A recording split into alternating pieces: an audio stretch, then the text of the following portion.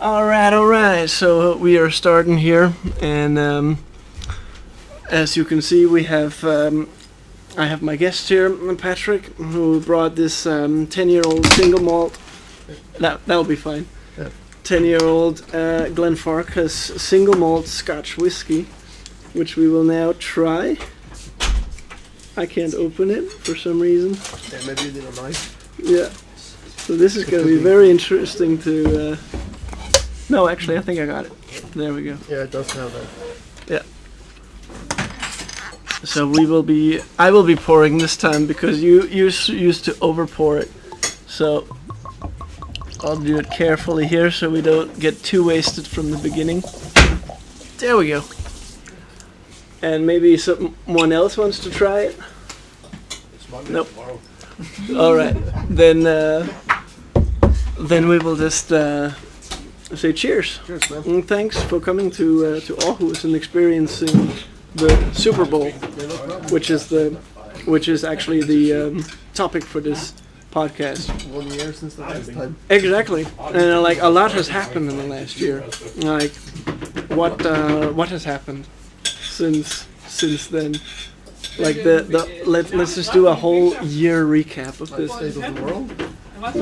Yeah, state of the world since we last watched the Super Bowl. The state of the world has become increasingly more unstable since the last time. Yeah, it's true. I mean, like Russia, the Ukraine conflict is still not resolved, and now we got the Israel-Palestine conflict that's still escalating, and it seems like we hear about it on the news every single day. That it's just like it keeps going, and it just doesn't let up. And the situation in the Red Sea. Yeah. And the situation in the Panama Canal. Yeah. It's, I think, 20% of global shipping traffic. So it's becoming like the tensions are definitely going on, and like it's there doesn't seem to be a way out of it. No. Did you see? I recently saw the meeting between the UN secretary and Donald Trump, where that was still while Trump was president. Yeah. And during that meeting, Trump was actually attacking the UN on the grounds of that. How was it again? On the grounds that that Europe would buy gas from Russia over like for centuries, and because of that we have made so many ties with Russia that we now have a problem like with Russia's invasion of Ukraine, so that kind of like relationship has been screwed, and that's why he's now attacking Europe for cooperating too much with Russia. So that's interesting to me how that kind of view on it can be actually that you can actually follow some of Trump's logic, even though like everything else he says is complete bullshit. Yeah. But it doesn't have to like be about that now. That's because he's from like a business perspective. Yeah, exactly. That's what's shocking is I don't know, you don't pay much attention to the stock market and stuff. No. But it's been ripping like crazy Yeah. the last 6 months. Yeah. This year, going green. Yeah. Going directly. Yeah. So I was asking my friend on Discord, who works for a hedge fund firm in New York City, about this, right? What's happening. And he tells me the entire financial world of the U.S. is expecting him to be elected again. Oh, Trump. wow. Yeah. But that is a severe concern because now Nikki Haley has basically lost the primaries. Yeah, that primaries for South Carolina hasn't been yet. No. But no, I agree with you that it's slim. So there's no severe Republican candidate against Trump who can give him a severe run in the presidential election. The recent news of Biden is that he failed the presidential memory test. Yeah. And he's sitting U.S. president next every year. Yeah. He could piece together important information. What he had done last year, the year before that. 2020. Yeah, it's what the hell? Does the guy have dementia? Yeah, and that's Biden, but also Trump is getting older. I mean, he is also like, what is he, 77 or 78 or 79. 78. So like I mean, they're are we just in a new stage now where all we can have is over 70-year-old American presidents? Like, I mean, what is the problem? What is the logic behind that? I don't understand it. I think it has something to do with what you need today to become president. Yeah. You need influence. Yeah, You need money. that's true. Yeah. Biden had this because he's been like a political figure since the 1980s. Yeah. I'm not sure. I think he like started his political career in the 1970s. Yeah. So he's been in the game for like a long time. He knows all the players. Yeah. He knows how. And that's the reason why he's getting reelected, because or why he's running again, because he's much stronger than his other candidates politically, even though he is lacking in like he's starting to go down in intellect and he's getting slower, but his political power is just still it's still at there. this point. Yeah. And By the way, it's it's a really good whiskey. I like it. It balances nicely, and it smells good. for 25 euros. 25 euros. That's pretty good. Decent price. Where did you buy it? I think Kaufland. Kaufland. All right. Because Fleckgård is made through Danish conservative border shops, right? Yeah. They don't have that great of selection, I think. No. And often when you go like to these German chains, they can match the price very much or be lower in price for secondary whiskies. Anyways, where were we? Trump has the money to become president. Yeah, exactly. And also he has the showmanship. Yeah. And that is a dangerous combination. Yeah, that's true. Yeah. It's he's rallying up the rich, he's rallying up the poor in America, right? Yeah. But the question I would be asking myself if I were an American, right? Yeah. Living in a trailer park. Yeah. For like living in a trailer park, because you can't afford an apartment, you can't afford a house, right? Yeah. I would ask myself the question, will this guy getting elected help me getting a house? Or at the very least an apartment? Personally, I don't think so. But that's the other thing about Trump's character as a president, is that he might have a lot of money, but he is also like very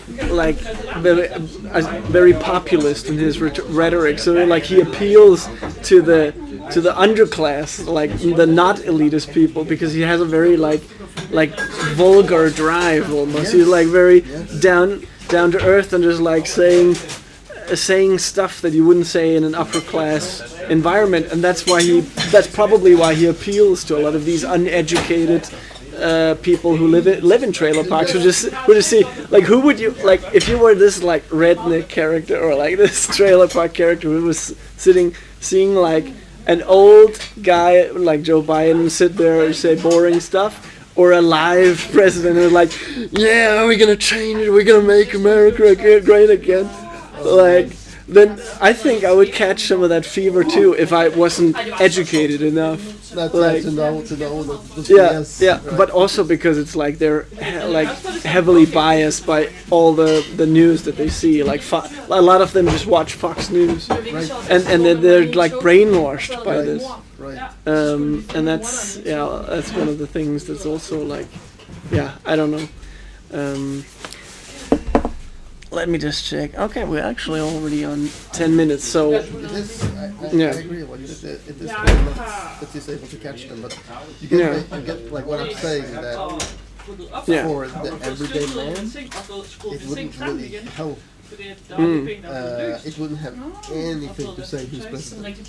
For your salary, for your rights, you know. No, it's true. But if you were a millionaire or a billionaire owning a business, then it could have a huge impact. Because it would have something to do with tax reliefs and every huge benefit that you have for having a business in the US. And that's something that he manages to play very well. With this infusing, what did you say? You wanted to infuse like a flat 10% tax on anything getting imported into America. That is made in America. Wow. Okay. Yeah, there's like a fee on all products, on all foreign products. That's also like crazy. Like I wonder if you could even get that into like company. I wonder if companies wouldn't just try to find another way of get the product in. To get the like they would start smuggling large scale. All right, so now we are on 10 minutes. I thought, I wouldn't want to stop the video, but like before I do that, like let me just show you. I'll just show whoever is watching this in the future, like where we are right now, because we are in the kitchen of my dorm, and this is the people. So it's like, jeg skal nok klippe det ud, hvis det er. Okay, det er fint nok. All right, so I'll just edit some of this out. But it's like, yeah, exactly. But this is like the experimental place where we have the like we're sitting in the background of a live scenery almost, and I will just end it here because we don't need to. Also, when we made a podcast. Yeah. Right. We're recording spontaneously from place to place. Yeah. So it's like it's actually I think it can do something. You get that ambient like the ambience of a live environment rather than just having two people who are sitting in a studio. I mean, Rogan don't even have this. No, exactly. But like he has the same. He has the laid back, the chilled way that we also have implemented here. So I definitely think that's a good thing about like doing a podcast is that you don't edit a lot. Obviously, when there's people that don't want to like. You have to consent with that, and then you have to edit it out, obviously. But other than that, it's like if you're just two people, then you can just sit and chill, and that's like much more comfortable to listen to than like having this hyper edited stuff that you see everywhere on the internet. With no pauses. Exactly. We gotta figure out some way to distribute this as well, like some marketing channels. It could be interesting to experiment with, for sure. Because I do feel like we have had a bunch of interesting guests. And there are like some of those, like whenever you did outreach on Discord, like posting it on the forum, like some forums and stuff. I feel like we've also gotten more reactions to that, and the Better Call Saul videos when we did those. Those went off the charts. We got like 800, 900 views on each video. So that was like my interesting take on that is that when I went in to analyze the views of it, it is like most people just watch a couple of minutes, and then the interest vanishes. Clicking out. That's true. And that's because we still don't have the credibility, the authenticity that many podcasters have, and the right marketing. So you like. If this ever becomes serious, we should look into how to do that. But I'm done with my whiskey now. So should we maybe try the? I have a beer here from a Danish brand called Skålyst. It's an India Pale Ale, and it's supposed to be. It's like one of the best Danish beers that you can get. And I thought, maybe we can just try that. And no, I didn't have the mass, but that's fine. We'll just drink it out of those. I'll talk a little bit about American football. Oh right, yeah, because that's the topic of this podcast for sure. For many decades. Yeah. And the Super Bowl is like what, 70, 80 years old, something like that.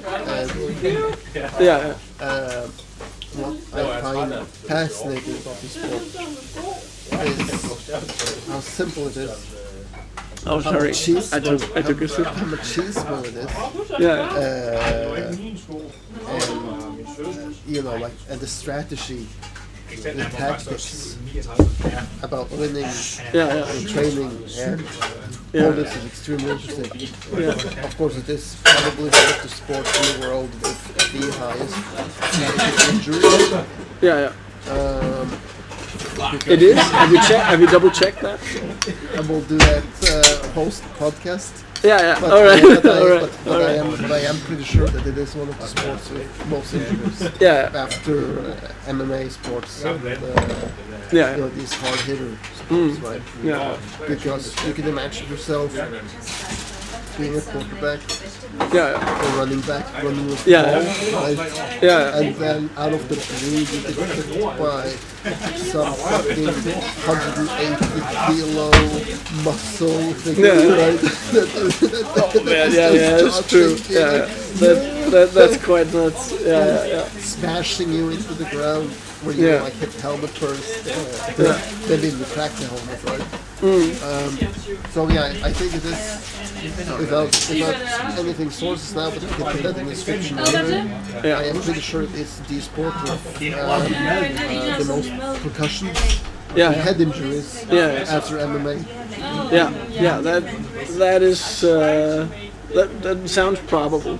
Like the only other sport I could imagine would like be MMA, as you said, or like other wrestling forms of wrestling or boxing. But no, actually boxing, that's like fairly like civilized, right? Yeah, it's very civilized. Yeah. Because then you're like talking about that you're punching with your hands. Right. When you take MMA in, you are not just punching with your hands. You're using your knees. You're using your legs. Yeah. You're able to use a much larger excessive force than just punching. And with boxing it's the opposite. Like or it's like you have the gloves on. Right? Yeah, the gloves on. No. The gloves on, like 12 rounds. I'm not sure, but I think like every round is like pretty short. Like a minute or two. All right. So that's interesting. But let's talk more about the game, really, because it's it's the Kansas City Chiefs against San Francisco 49ers. Against the San Francisco 49ers. And you which team did you bet on? I did bet on Kansas. Yeah. But that isn't necessarily because I think they will win. But in any game that I bet on, and I bet on very few, I tend to like choose the underdog. The one that has the least chance of winning. Because I don't know, I like betting on the underdog. I don't like, the one that is most favorable to win all the time. Am I a Kansas City Chiefs fan? No. But that is because there is only one team in the entire National Football League that isn't owned by some rich prick with a lot of money. And that is and I just heard Taylor Swift's husband is playing in the team as well. So that, I mean, just that fact alone is what attracts like half the nation, or like at least a lot of people are watching, because I just watched on the news today that a lot of people are actually watching it just because Taylor Swift is at the game. It is the most watched sports event in the world. Wow. Yeah. So That's insane. today when we have like a drink or a couple of drinks on the Yeah. bar watching this game, Yeah. there will be 300-400 million other people around the world doing the exact same thing. Yeah, it's insane. Like, and like, do you know how much how much revenue goes through the commercials? Like one commercial, like I think it was 7 minutes or something like that, would cost $600,000 or something. No. To have that It's run. way more than It's that. more than that. Way more than that. Oh my god. Every Holy commercial shit. is only maximum of 30 seconds long. Yeah. And for 30 seconds, I don't know the current numbers, but the last year's numbers and the last year's before that was about $1.6 million for 30 seconds. Wow, holy shit. So Man. if you like add up to like inflation and Yeah. stuff, it's probably 2 mil today for 30 seconds. Yeah. Wow, that's insane. Yeah. Which is why they go all in on these commercials. Yeah. Unfortunately, I don't think that we will be able to see them. Yeah. Since I don't think that sharks are allowed to. That's the public ownership, by the way. Yeah. For anybody Yeah. that's listening. Oh yeah, right. That's true. I don't think they are allowed to show commercials. No, because it's like it's a sports bar, and like they're paying probably premium Yeah. for having channels without commercials. Right. And also because there's also a law about like you can't show commercials if it's a public place. I think Right. there's something there. Yeah. But the commercials that they do air during the Super Bowl, Yeah. they go all out. Yeah. They go all in. Yeah. Showing lightweight women, Yeah. pushing it out to the max, maybe Yeah. violence, maybe even get like Eminem selling something out. Making something, because if you're going to use 2 million on 30 seconds, Yeah. you're not saving the money. Yeah. You're going all in for whatever that costs. So man, it's the most expensive commercials in the world. And not only that, it's also a big like industry regarding like economics. Like it must generate a lot every year in like just like revenue. Do you remember any commercials from the Super Bowl? I can't. No, not particular. Not particular. In particular. I remember one. Yeah. It was the stupidest commercial I've ever seen. Yeah. It was some pickup truck from a huge company, like Ford or GMC or something, right? Yeah. And then in the commercial, this truck is like lots of like close-up shots of this truck, like truck porn max, right? Yeah. And then when you like come closer and you're starting to zoom out of the truck, it's pulling like a fucking jumbo jet Boeing 747 up a hill. Yeah. And Oh my god. I just thought, like, no way that I buy this. Yeah. I'm going to be able to tow a jumbo. Wow. Oh my god. That's insane. Yeah. So to sum up, you bet 100 kroners on the Kansas City Or about Chiefs. $15. Like, and what were the odds for that? Because like we talked about that, it's always favorable. Like it's not always favorable. The favorable part about betting on an underdog is that you actually get better odds. Yeah. It's incredibly similar. It's 178. Yeah. For the Oh yeah. Okay. and it is 2 or 5 that that Chiefs will win. Yeah. Wow. So it's even. People seem to think it's very even, and it is very even. Yeah. If I'm going to like sum it up like simply, Yeah. I will say that like the Chiefs is the most charged up team Yeah. that there is. You know, like a lot of big players, a lot of muscle there. a lot of drive to push things through, Yeah. right? And if I look at the 49ers, Yeah. then I see like a team of how an American football team should look, Yeah. of All how they right. would have looked like in That's the interesting. how they would have looked like in the Yeah. 1950s, 1960s, right? Yeah. Like the old school, Yeah. like the like the suits they're wearing, right? Yeah. Or like suits. Yeah. Uniforms. The Yeah. uniforms, The right? uniforms. Like it's, Yeah. Exactly. I don't know how you would say it in English. Yeah. Yeah. Sports. Yeah. Sports uniforms. Sports dress that they wear like Yeah. very similar to how it would have looked like in the 1950s, Yeah. and how they play looks like, you know, like how a 1950s player Yeah. would look like, and how they, you know, like generally look like in most matches. Looks, you know, Yeah. Yeah. I don't want to say it, but I'm gonna say it. It looks normal. Yeah. Yeah. That's true. Yeah. Yeah. That makes sense. Yeah. All right. So what? How do you like the beer, by the way? Very good. It's one of the better beers, I think. For like, we probably don't have any Danish listeners, except maybe some of the people that are here tonight. They might check it out. Think they'll I check don't it know. out? I don't know. hope so. Like maybe I don't know. But like this is actually it is nice. It's interesting to have like a live audience, even though it's just like in the back, but it's still like. It's fun. I gotta say, like, I'm glad that we did this. Yeah, me too. Like because it's definitely it's an experiment for sure. Yeah.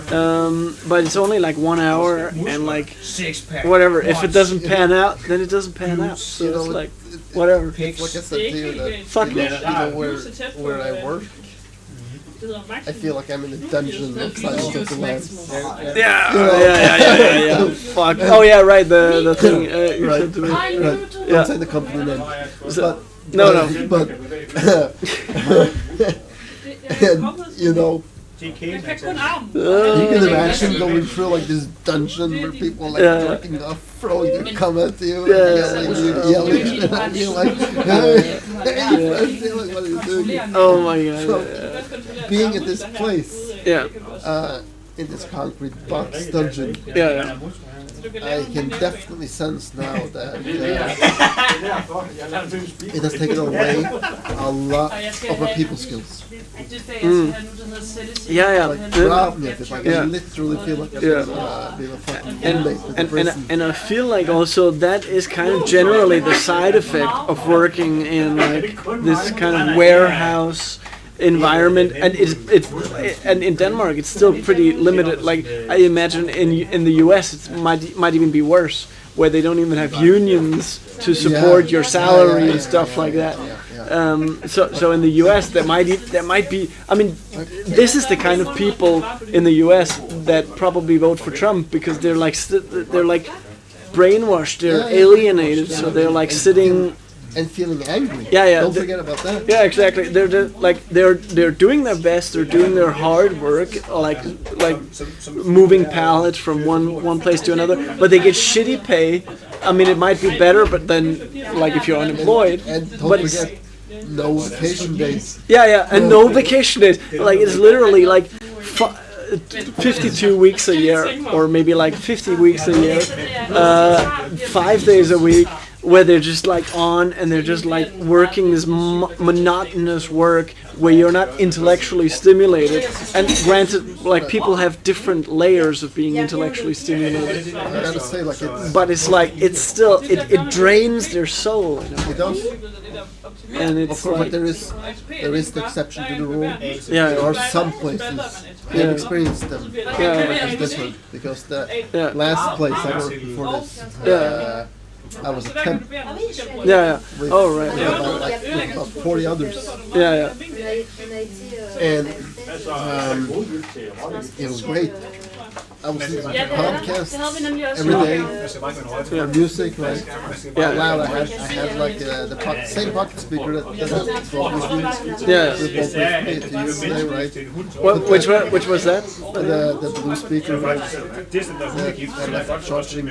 Oh right, yeah. I would like slam that on the forklift that I was driving. Yeah. Pull up some Joe Rogan Yeah. and listen to that. Yeah. And it was epic because then I was able to, and also other podcasts or just horror stories or audiobooks. Yeah. Right? It was fucking epic. Yeah. And then I would be able to like play this Yeah. on the other temps I was working with, right? Yeah. And being like, hey, did you know this? Wow, that is a fucking interesting, interesting topic. Wow. Yeah. That's insane. Wow. But after a year at this place, I told the boss I've been offered 100% job at this other place, right? I want to stay here. I like it here. I like it better here. Right? Yeah. But you know, I want this security. I don't want to like walk around thinking Yeah. I could be fucking fired Yeah. any minute, right? Yeah. He said no, and then I left, right? Yeah. And remember I said at the beginning of this theme that there was 40 other temps. Yeah. Now there's one left. Now there's one out of 40 left. 39. Yeah. But yeah, like I said, man, Yeah. We still have plenty of time. We are at 30 minutes right now, so we're halfway through it, and I think like in half an hour it's 19:20, and then we can clean this up, and then we can leave at like 19:30. For the listeners, like we will be going down to the city center. Like right now we're in the dorm, and we will be going down to the city center in half an hour.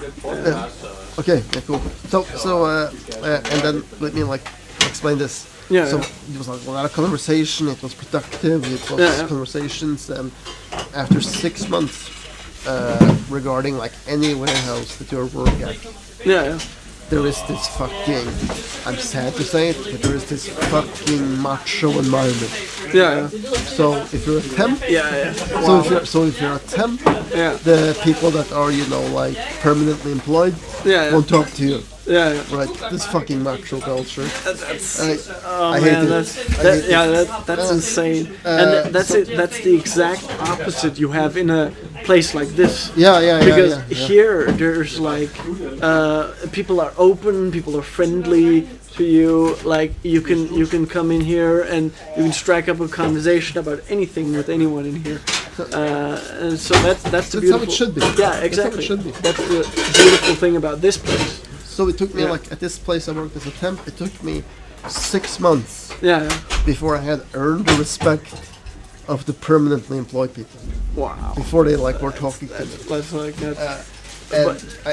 And then it melts in with the place that I'm working now that I've been at for like 4 years. Oh, now we get another guest. Okay, I was just getting excited there for a second. Because I had this conversation, you remember? We were like talking about like how it was going in the department, of how it was. Sure. And we're just doing a podcast. If you want to join, like we are recording right now, so. All right, good. It seems like people are afraid of this. I asked beforehand most of the people, and it's like, but like the people that talk in the background won't be able to be heard anyway because we talk over it. So they're like, it's barely even noticeable. I had this conversation about how it was going in the department I was, right? Yeah.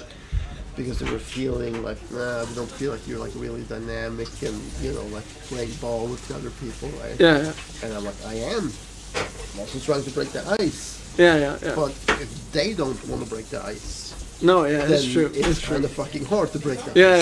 Right? Because you gotta be And I said, you gotta be two people that are hacking the axe. Yeah, exactly. You can't go at it solo. No, that's the point. no. Like you have like a mountain of ice between you, and like if only one hacks, then they will never make it through at the end of the day. That's actually a perfect metaphor for like how to engage in social interaction. And but the problem, like, or not the problem, but like your situation is also extra difficult because you're like an international in another country, and that just requires much more patience than usual interaction. Yes, it does. Usual cultural interaction is just like you speak the same language, you come from the same culture, and that's like much more easier than if you have a different cultural background. It is.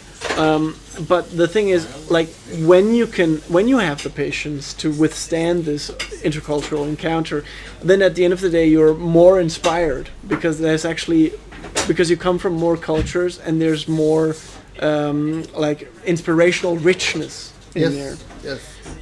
So in the end, like if you have the patience for it, it's much it's very giving. This was the difference that I thought. Where I was the temp guy, right? Yeah.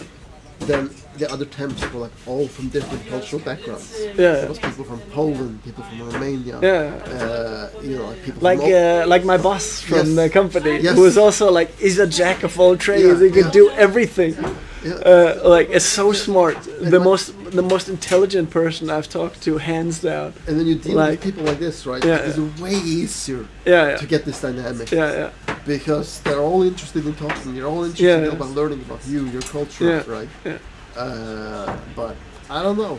Yeah. Is it just me, or are Danish people just introvert AF?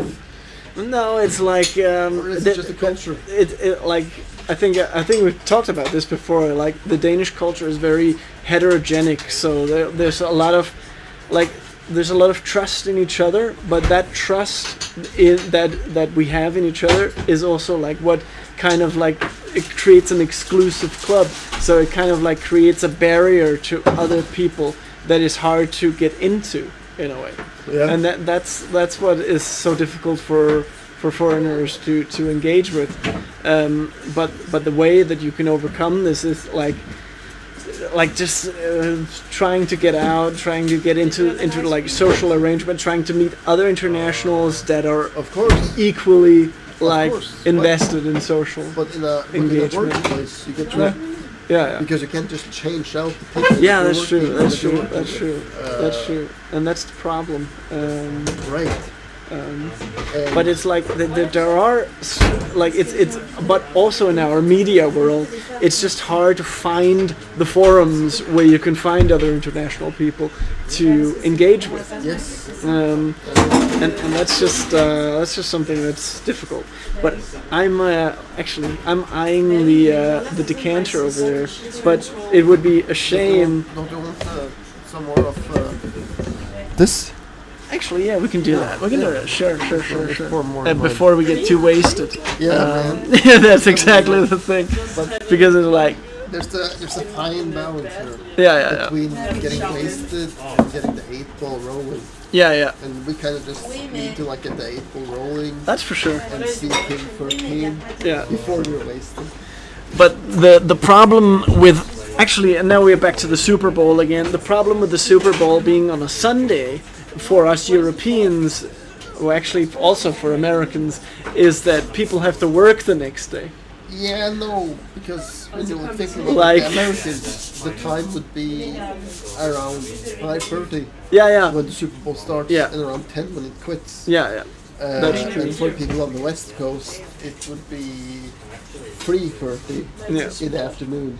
But still, considering that it's as you said in the beginning of this podcast, considering that the Super Bowl is the most watched sports event in the whole world, and there's so many people all over the world are watching it, then you gotta take into consideration that this may also be a sociological phenomenon where people say, all right, this is one of the biggest events of the year, let's get wasted.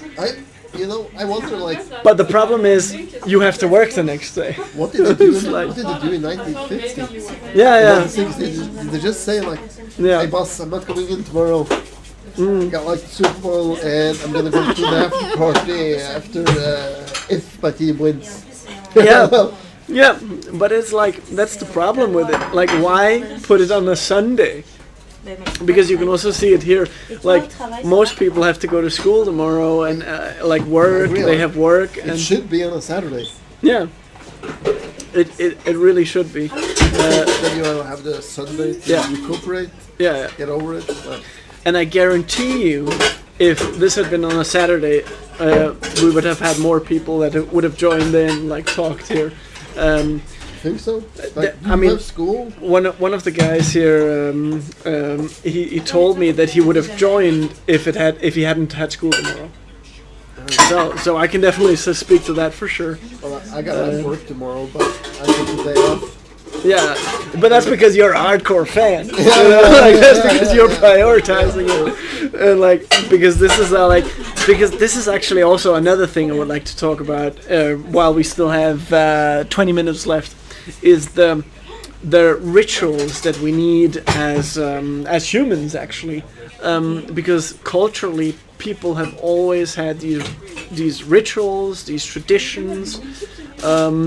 These things that we do every year in order to actually, I want to hear your opinion on that. Why do you think we have rituals and traditions? To give us purpose. Yeah, purpose. But purpose in life or purpose for groups? Because it's like, it's not just, I mean, I can have my own tradition as an individual, right? Yeah. I can say, okay, I'll put it aside. Like, I have that basically with the other Mathis. But no, I got like the perfect answer for it. If you like dial it back to like the Viking Ages, right? Then I think that you would like first start with like having these rituals to bring people together as an excuse to like socialize and stuff, right? Because you wouldn't be able to say, hey, Olaf, you're gonna come here and we're gonna socialize. Yeah. Exactly. Oh yeah. Because it sounds tacky. Yeah, in a way. Yeah. It sounds weird. Olaf would be saying like, no fucking way, dude. I'm doing my own thing, right? Sorry. But if it is tradition, you can't really excuse it away. Yeah, you can't really say like, nah, I'm not coming, I'm not doing anything. I have to just charge the laptop because it's running out of battery. So that's my take on that. That it has started off as a thing to like bring people together. Yeah. But it is also like something that is waning quickly. Yeah. Because for sure, let's like say this for instance. In Denmark, Norway, Sweden, and probably the rest of the world, we have our own Christmas traditions, right? Yeah. You got what you eat. Norway got what they eat, right? For Christmas. Yeah. And they have the certain way of doing things. Yeah. If it was up to me, I wouldn't do any of that shit.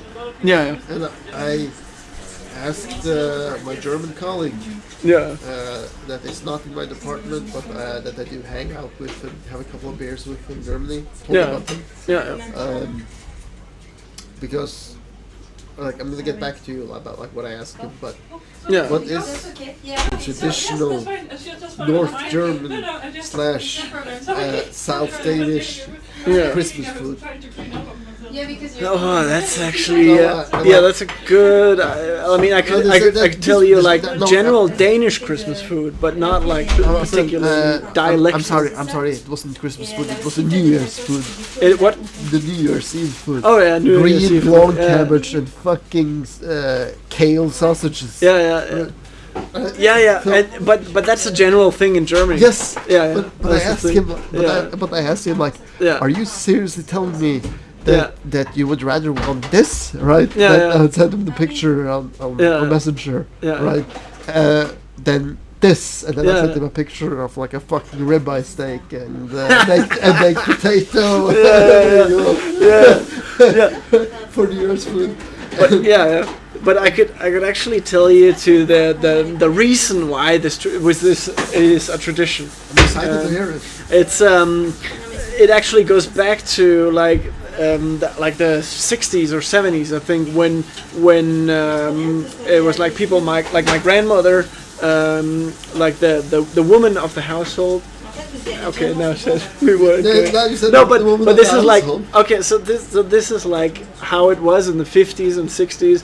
The woman would usually be the keeper of the household and like cooking the food, and then the tradition of having sausages and potatoes on the Christmas Eve was so they didn't have to make enough of it, so they could also enjoy Christmas.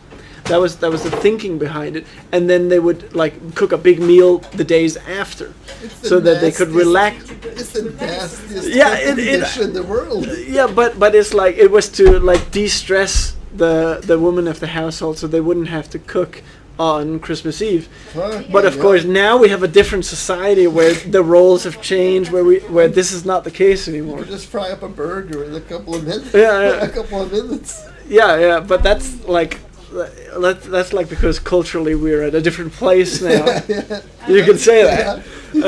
And also like the roles of genders have changed now, so now we don't have this. Well, in Germany you actually still have it a lot more. There's still a lot of women who are going at home, who are washing the clothes, who are doing cooking, cleaning, basically doing the entire household. And that's like, I think it's still 30% or something of German women who do that. Yeah, I saw that. And it's like, it just shows how much behind Germany is. It is more in Austria and Switzerland. Yeah. Because they're like way back. Yeah. They're like way back to 1950s. Yeah. It's like insane that they're still like going at this, but it's like, in a way. Okay. I feel like because like the only reason why I'm like hesitant now is because we're sitting in a progressive country where genders have equalized and where there's this consensus that women are also allowed to work and that as it should be for sure. Would you rather be living now or in the 1930s?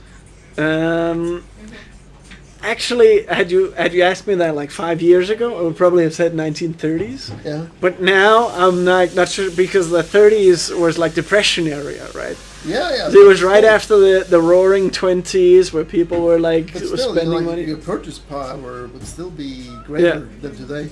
Yeah, but the problem with, like, first of all, it was between the wars. Like, there has never been a more unstable period in time as there was during the First World War and the Second World War. Oh. Because we're living in a time of, you have to imagine this, man.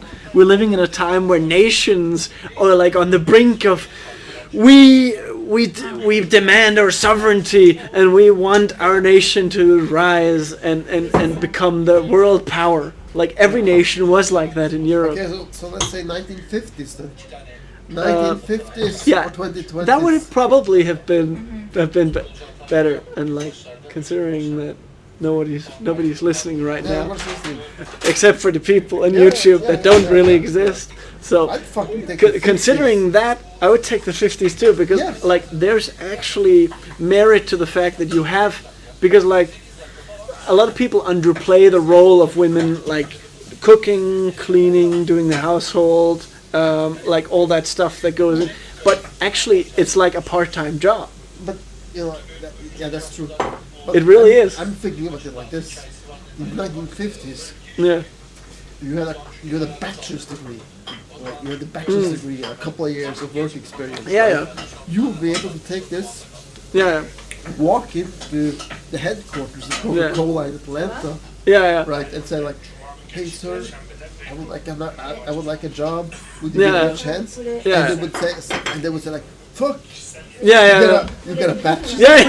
You got years of experience. But we talked about that before. Like if we were born during the what do you like? During the Renaissance, for instance, like if we had the same intellect as we have today, in the Renaissance, we would probably be professors at this point. Because the progression of knowledge has increased so rapidly during the centuries, and that's also what I'm writing my master's thesis about. Is that everything goes faster and faster. Like we can see like the Middle Ages, the transfer of knowledge was 100 times less than it is today, because today I can like send a paper with hundreds pages of knowledge. I can send that to China within 10 minutes. Within seconds. I can just like go to my phone, send something to my friend who lives in Taiwan. I can send her a paper that contains 300 pages of knowledge, and she will have it within 10 seconds. Yeah. That wasn't possible 300 years ago. Herr Schelde, vil I joine podcasten? Hvad skulle jeg så fald sige? Jamen, de skal lige... and sorry for the guys who speak English right now. I'm going to try to keep it in English. A person just walked in who is very interested in everything. He is interested in slægtsforskning. Family history, genealogically... What? It's genealogical research. Genealogical research. He is interested in history. He is interested in architecture. Architecture. There's natural not sciences. Natural science. There's not a thing he's not interested in. Yeah, so right. if he would consent to being on this podcast that we record right now with the how expensive is the Blue Yeti? I don't know, like €100 ish. Really? Isn't it more? It was more. It was like 3,000 kroners. I bought it on sale. Yeah. I bought it on sale like for 110, 120 euros. Oh right. Okay. So it actually is, but it like the value of it. It's probably like 200. Yeah. Euros. So like we're sitting here with a extraordinary piece of equipment, and this professor just walked in. Yeah. Who like. Så vil de give samtykke til at blive optaget i en professionel kontekst? Jamen, hvad skal jeg sige? Jamen, det bestemmer de jo helt selv, bare ikke noget, de ikke vil stå til ansvar på YouTube. Anything you like. De bliver uploadet til YouTube, men der er ikke nogen, der lytter til det. Okay. Maybe 20 people. Yeah. Yeah. So how is the process? Will you ask me some questions, or Yes. what is the point? Of course. Sit. And like we are done. Vi er færdige om 10 minutter. Så hvis de lige kan vente med aftensmaden 10 minutter, så slå dem ned. Yeah. Der er whisky endda. So this can be out of the fridge for 3 hours or something. Hvis de vil være så ven. Now this is not my whiskey, obviously, but maybe Patrick will allow you to taste the Glenfarclas. I would join you for one. It is a single malt Scotch. Wow. From the Highlands, graciously donated by Patrick. If you will. I will, of course. Are you still? Do you want some more? Yeah, you can pour some more in. Like a hard big glass. Yeah, fuck it. There we go. We can sleep out tomorrow, so fuck it. But like, for you, for Morten, I'm just gonna pour a little bit. Yeah. Like I said, in the 1930s or 1950s, you would be able to like walk in a bachelor's degree, maybe even a high school degree, and a couple of years experience, and get a corporate job at Coca-Cola headquarters. Yeah. Today, they would look at you with your papers and your experience and ask you like, who the fuck are you? Yeah. Right? Yeah, it's true. We're talking about that you could in like let's say 16 or during the oplysningstid.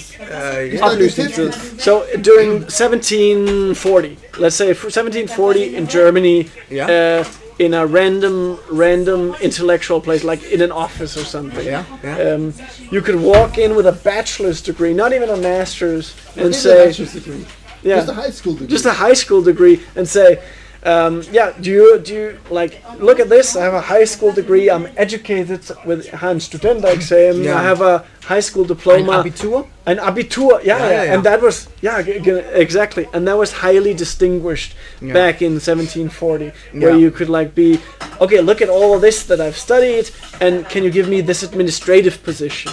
And you would get that, and people would be like sitting there across from you and be like, jaw dropped. Yes! Oh my God, that is so good.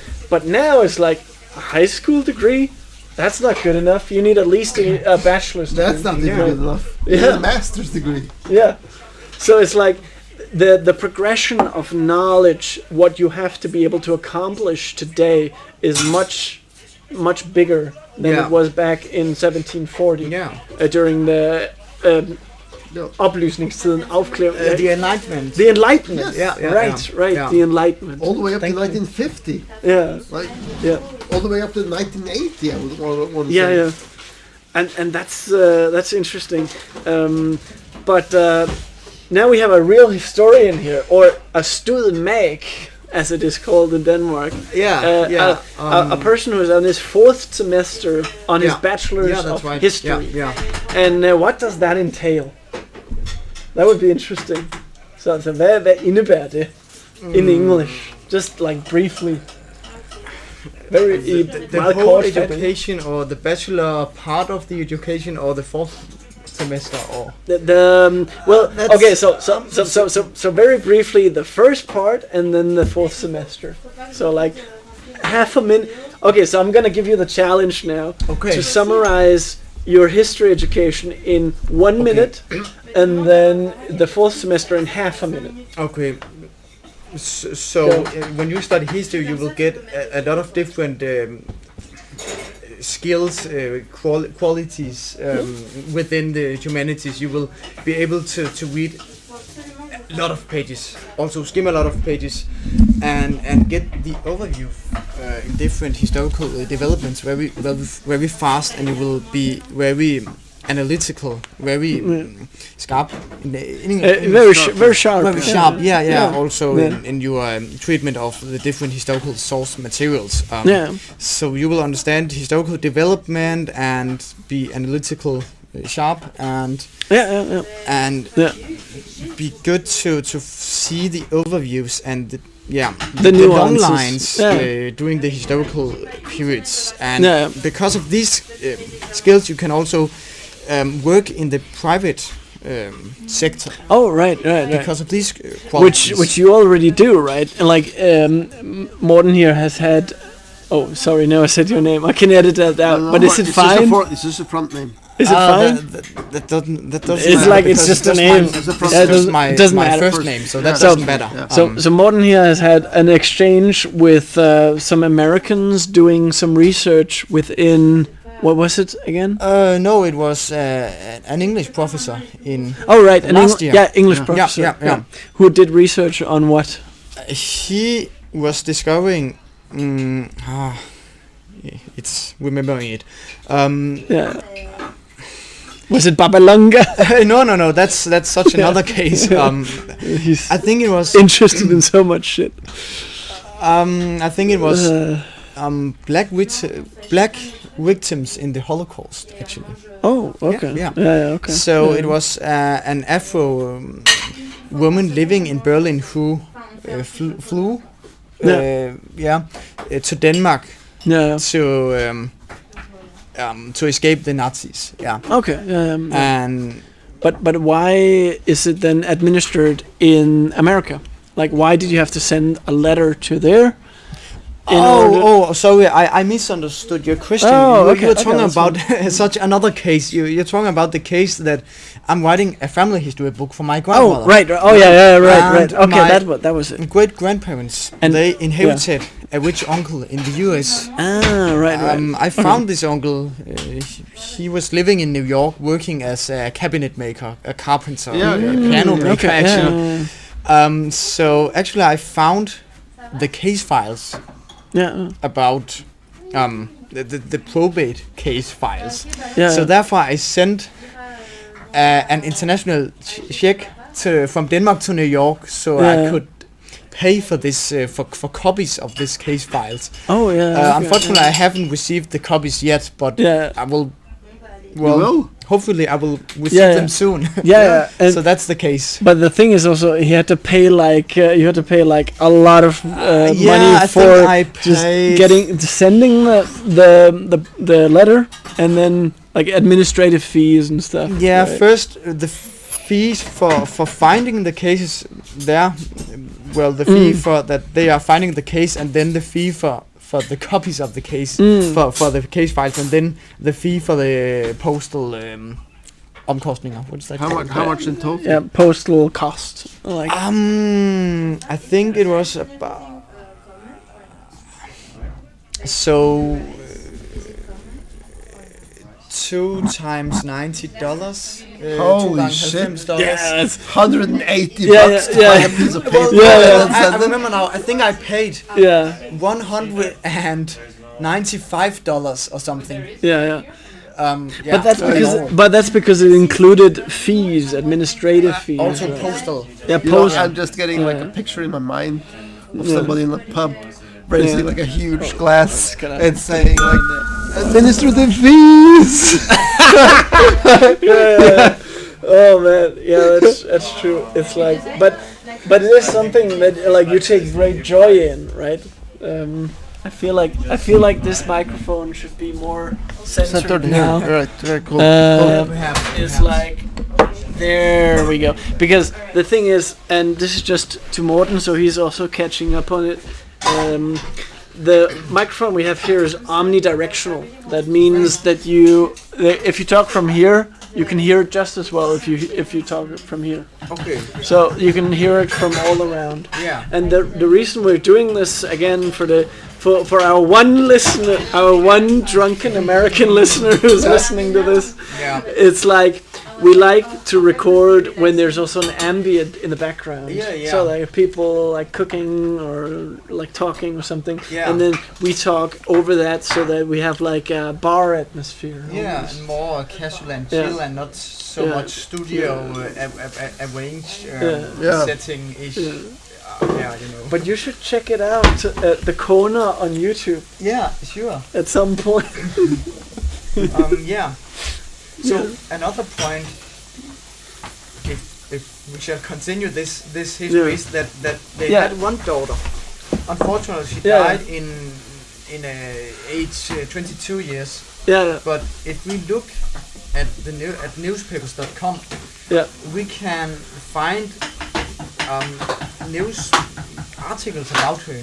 Articles in which she is mentioned because she was singing and she was playing the piano, and furthermore, she was a popular teacher in public school number 126 in Messewell Avenue in New York City.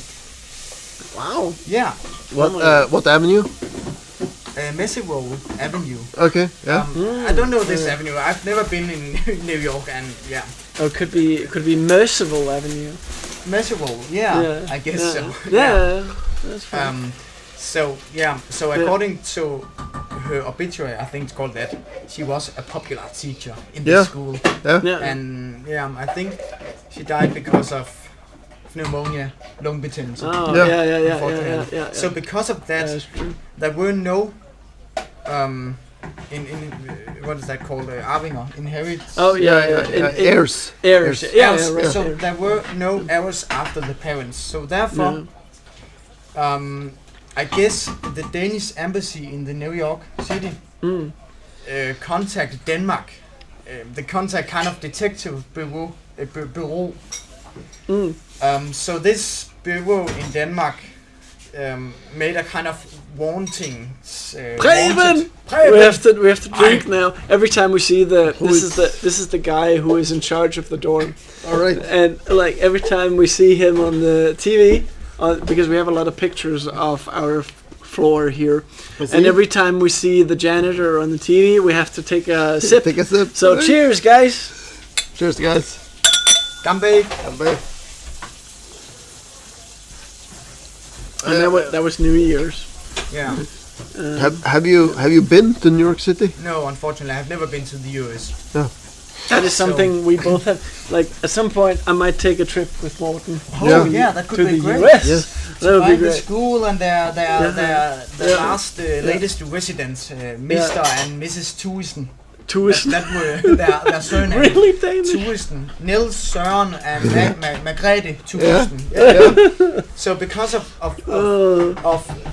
the lack of errors after their deaths, this detective bureau in Denmark made these articles in some Danish newspapers in which they wrote, we are searching for some errors after these dead Danish people in the US. And I guess then some of the relatives saw this in the newspapers and contacted some of the authorities, and then that was a case, I guess. I understood that this case file from New York, well, I think I'm not sure, but I think it was consisting of 30 pages. So I think that's a lot. That's very interesting. Yeah. But well, perhaps we have talked enough about this case because another question has gone up. Because the other question was, what are you doing on the fourth semester? Yeah, that's such a good question because you were talking about the Enlightenment, and that's so relevant actually for my before we go further though, like I will say though, I asked you the challenge to talk about your history major in 1 minute, and now 15 minutes have passed. So like that's just a testament to how passionate you are about your studies, and that's a good thing. That's a really good thing, because that's very rare, and that's what I'm writing my master's thesis about. Is that it's about resonance, right? As long as you resonate with something, as long as you're passionate about something, you should explore it. Yeah, 100%. Exactly, and not do it in a rushed way, but just do it if it comes natural to you. Yeah, that's the thing. Yeah. I have a quote for you though regarding that. Yeah. John Quincy Adams. Yeah. You know who that is? John Quincy Adams. It doesn't say. Does it say anything? Ring a bell? No, unfortunately. But I'm thinking about Quincy Jones Jazz Orchestra. I think I might have heard the name though. But he was one of the founding fathers. Oh right. Okay, that's why. And the second president of the U.S. I think second or third. En af dem, der grundlagde Amerika. Oh, okay. So anyways, he has this quote. I don't remember it. Remember it exactly. Yeah. But you have the warrior. Yeah. You have the worker, or not the worker, the merchant. Yeah. And you have the poet. Right. So you have the warrior, who protects the freedom, right? Who makes sure the survival of your nation and your country. So the merchant can arise, right, and prosper, make money, make jobs. So the poet can follow the passion, right? So you have the protector, the worker, and the guy who can follow the passion. Yeah. And this goes into, and if you study it further, you will see that it goes into a circle, So warrior, merchant, poet, right, and then so on, because you can't continue being the poet forever. At some point, comes another war. There comes another something. Yeah. We're at an hour already, so don't let it die, guys. No, I'm not letting it die. I was just taking a sip of the whiskey here. Yeah, but we are waiting for you, Herster. Yeah, man, we're waiting for you. But I will fill in the there. So, anyways, back to what also, I might listen to this in the future, and yes, then I'm sitting at this point but what the fuck happened? I'm not. Anyway, it takes a little time for me to get into it again. Yeah. But yes, we talked about before, why is it that in 1950 you could walk into Coca-Cola holding your bachelor's degree, a couple of years experience working at the local gas station, and get a corporate job.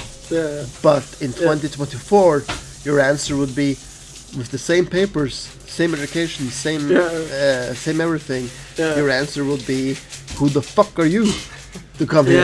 Right? Why should we give you a job? True.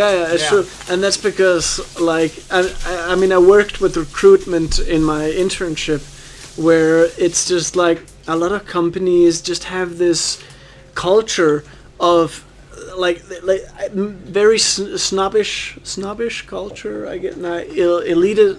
Snobbish would then though be a very transparent word. That could be nice. No, it's like snobble. I don't know, like this very like Snobby. elitist, snobby culture about like, we are looking for the perfect candidate, and if you're like fitting exactly into our model, then we will reject you with just an automated AI answer. Because you have been rejected, whatever. Like because there is a too big of a pool of applicants. Yeah, exactly. And why the fuck is it a too big of a pool of applicants?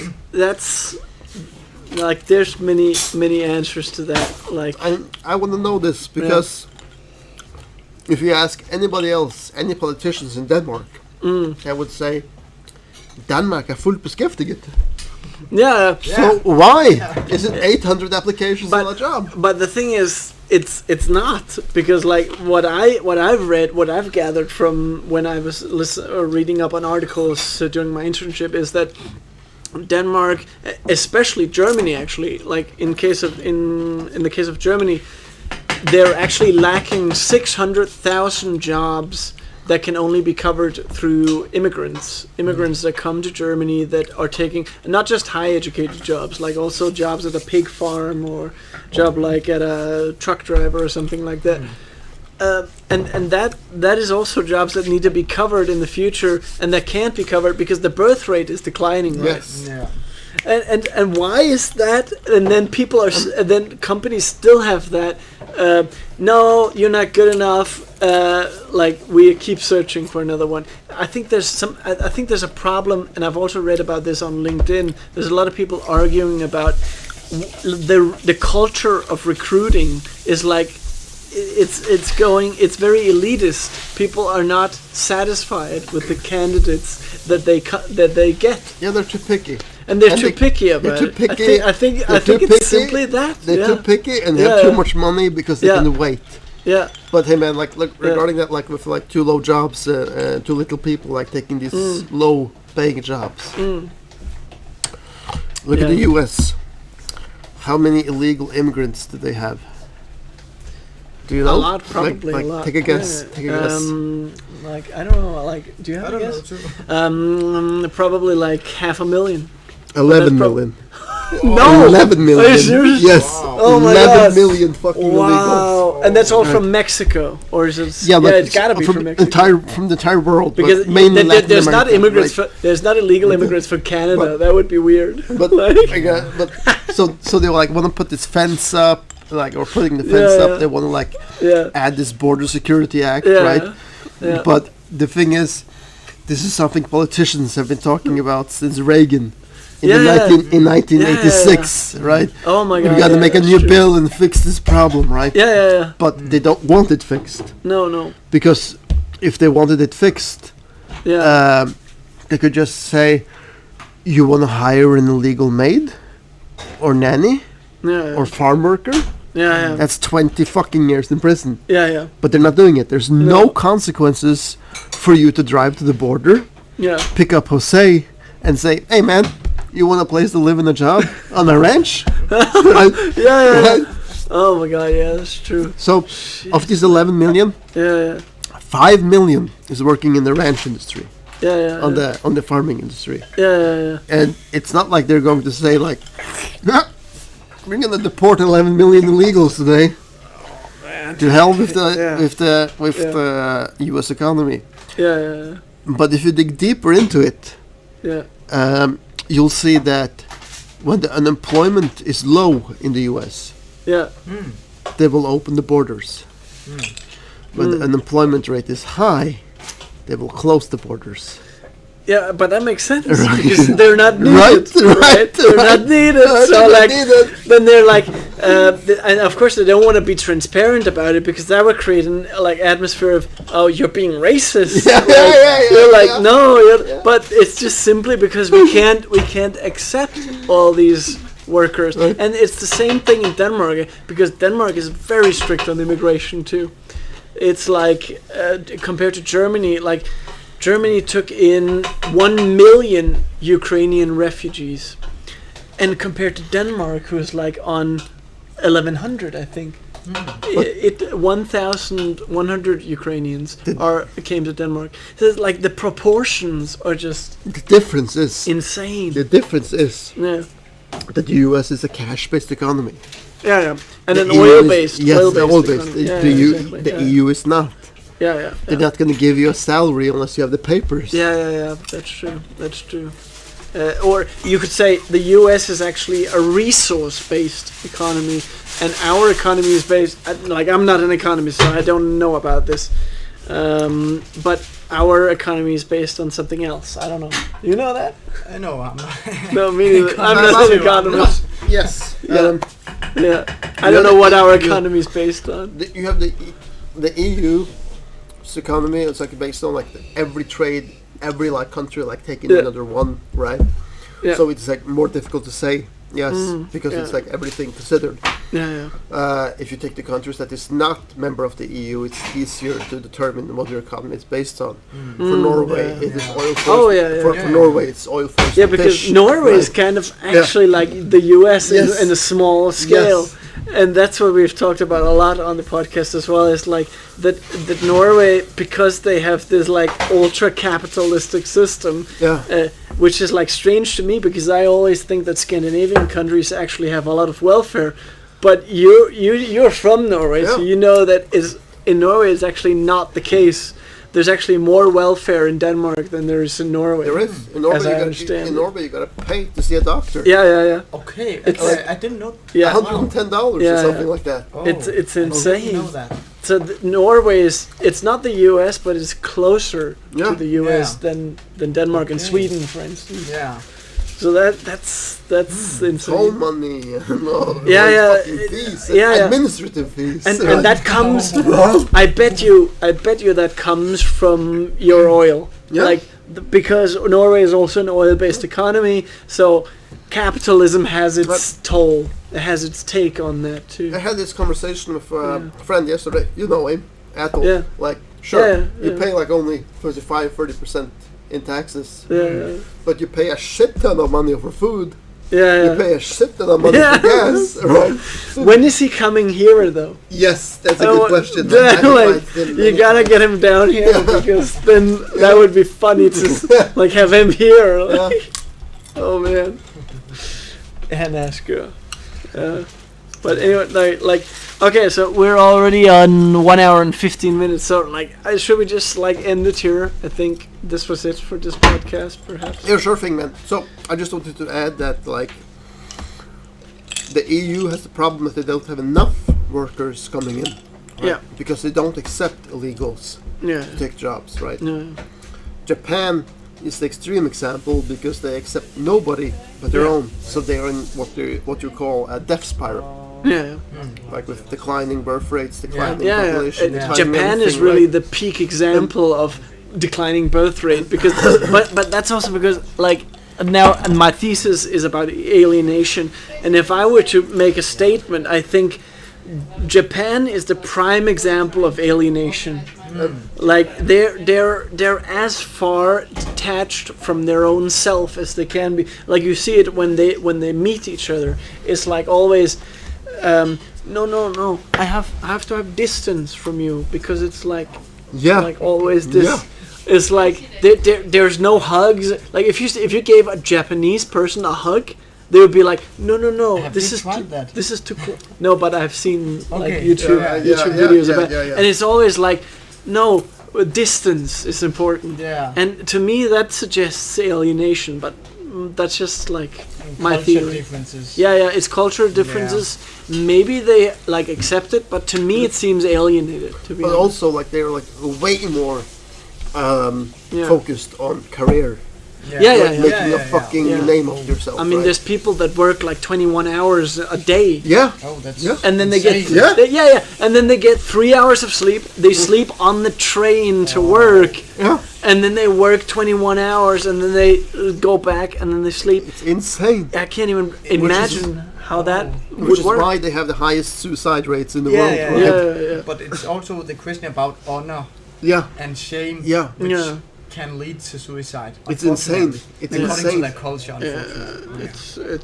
It's insane. I They think it's actually called they seppuku, right? Yeah, Now- seppuku. yeah. but Now that's- that you but talk that's, about it, they have a mountain where they're like a mountain that's a volcano that's erupting, and they had to put fences up in front of that volcano so people wouldn't walk to it and jump in. Yeah. Because of the high suicide rate, so they had to put up a fence to keep people from committing suicides. So seppuku fucked. is when you like take the katana and then stab yourself in. Oh, right, in okay, the- yeah, that's a yeah, different that, thing. right? And Yeah. then to That's finish fucked. you off, It's then you fucked. had like a second guy coming in Yeah. with a second katana, cutting your head off.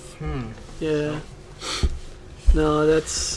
But I don't want to end it like this. No, like it's kind of like dark then, but yes, America would have looked exactly like this Yeah. unless it was for the illegal immigration. Yeah. Because if you ask like the normal American, they're not having kids. No. Why would you? You need Yeah. a shit ton of money. Yeah. You need one of the spouses to stay at home taking care Yeah, of the kid, right? yeah. There is no such thing as what do you call it?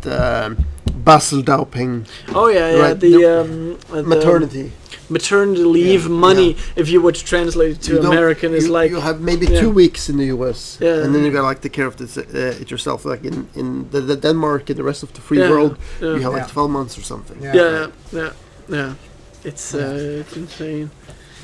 But yeah, do you have Sheldon? No. Yeah, well, oh God, I I said your thought I name. was supposed to talk very briefly about my fourth semester. Yeah. In But my you can history. you can do that, but you only have like 1 minute.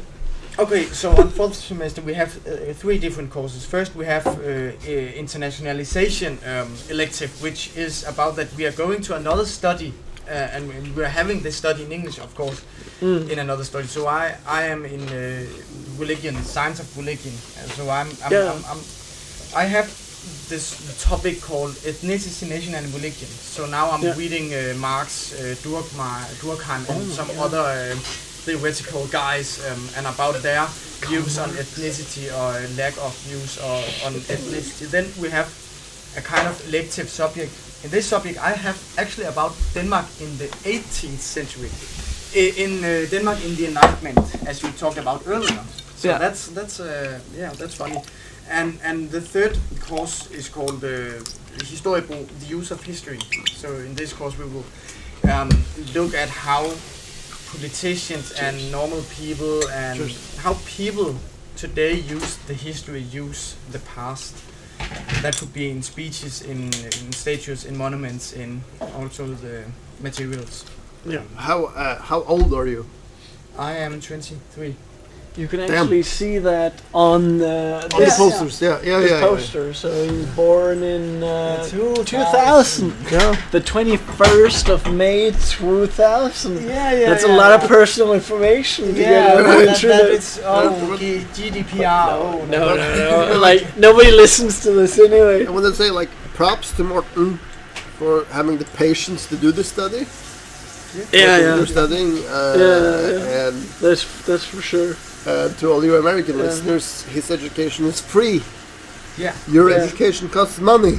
Yeah, that's true. And that's the beautiful thing about being in Denmark. It's like there's freedom in welfare. Yeah. There's freedom in like distributing the money so that you can get your education paid for the first, but you can also get paid to take an education. Yeah. In the form of, we have something called SU, statsunderstøttelse, which is like government grant. Yeah. And that's, everybody can get that in Denmark who's born in Denmark. Even internationals who like study here can apply for it. Yeah, you just need to work Yeah. Part time, like X amount of hours a week. Yeah. Like I think it's 20 actually. Then. And to add a point, I'm viewing this as a big prison that, of course, the government pays for my education. It's but this is also the reason for why the taxes is so high. Yeah, that's true. That's true. That's true. You're paying for it. So in a way, you're actually paying for Morten's education because you're paying taxes for getting SU. So that's But I talked about it like with the same guy. I talked about the dude who works in a hedge fund in New York. That even though I only have 30-something thousand after taxes a year, right? That can't compare to the U.S. Because everything else, is under the same tab: healthcare, education, yada yada yada, right? Yeah, it's true. Yeah. So I mean, like, let's just end this podcast on the beautiful note that Denmark is one of the best countries, if not the best country to live, because we have a high welfare system that provides for everyone. We have a high level. I mean, granted, we have a high level of trust amongst the people that we have a very heterogenic society where the trust is it creates a exclusive club that's kind of difficult for internationals to integrate into. But once if the intercultural exchange has the patience to withstand it, it actually has potential to become the best country to grow. I agree. So I want to say, like, cheers to Denmark. Yeah.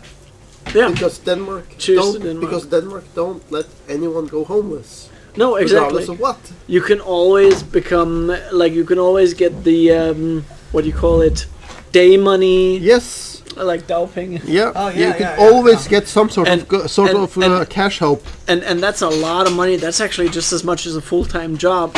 You can get that for 2 years after you lose your job, and then after that you can get cash help, kontanthjælp, which is like it's